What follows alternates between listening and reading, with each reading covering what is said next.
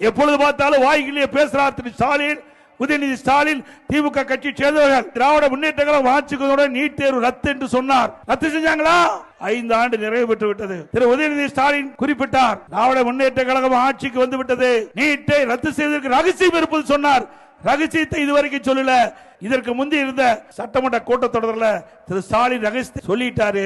எங்களால நீட்டுக்கு விதிவிலக்கு பெற முடியாது, உச்சநீதிமன்றம் தீர்ப்பு, அதனால நீட்டுக்கு விதிவிலக்கு பெற முடியல என்று கைவிரித்து விட்டார். தேர்தல் வந்தா உடனடியாக அதற்கு ஏதாவது ஒரு காரணத்தை கண்டுபிடித்து மக்களை குழப்பி வாக்குகளை பெறுவதில் தந்திரமாக செயல்படுகின்ற கட்சி திமுக கட்சி.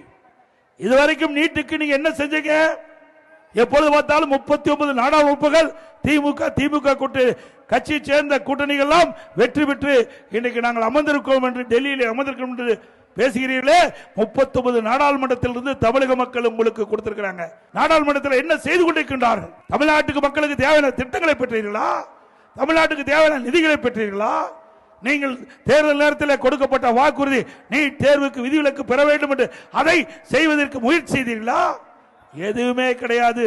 பேசுனா வெயிடு வந்துடும். அவ்வளவு கொள்ளையடிச்சு வச்சிருக்கிறாங்க.